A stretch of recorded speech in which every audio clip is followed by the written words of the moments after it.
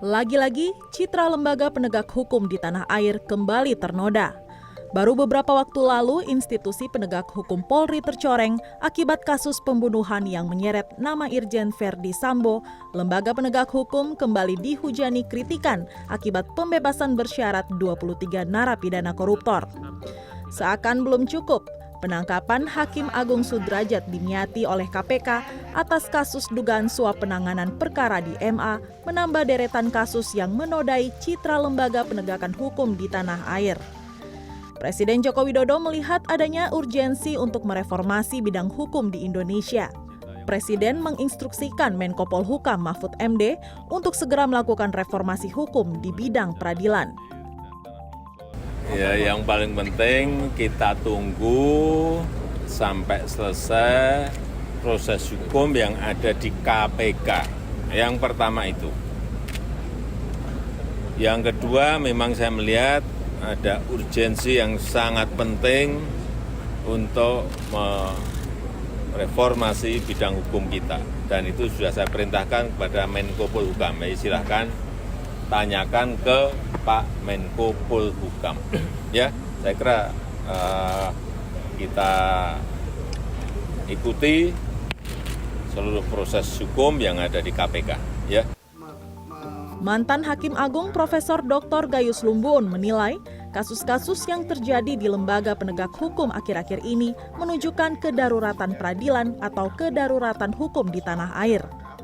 Gayus menyarankan agar Presiden sebagai kepala negara melakukan reformasi hukum secara konkret dengan membentuk suatu badan atau lembaga eksaminasi yang independen untuk merespon dugaan putusan-putusan pengadilan yang dinilai tidak adil atau menyimpang dari substansi hukum.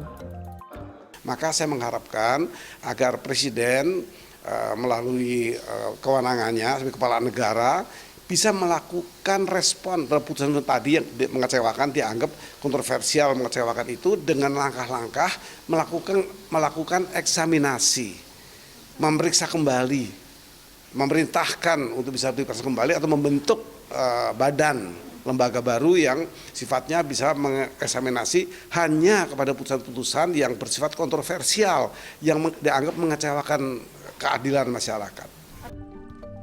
Gayus menambahkan kewenangan Komisi Yudisial yang dinilai terbatas membuat lembaga yang diatur dalam konstitusi ini tak dapat menjalankan peran pengawasan hakim secara maksimal seperti hak untuk melakukan penyadapan.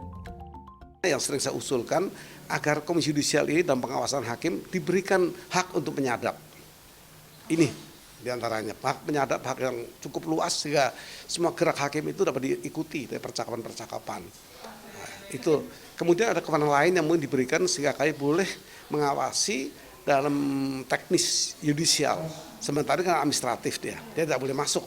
Tidak, istilahnya dia tidak kejar bola, dia hanya tunggu bola. Ada perkara baru dia bekerja.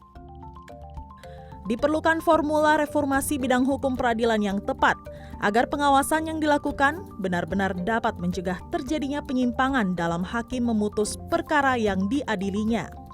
Perluasan kewenangan Komisi Yudisial untuk menjalankan peran pengawasan para hakim hingga pembentukan lembaga eksaminasi secara independen dapat menjadi masukan reformasi hukum demi perbaikan kinerja dan peningkatan kualitas putusan hakim. Tika Beremau, Indra Raharja, Jakarta.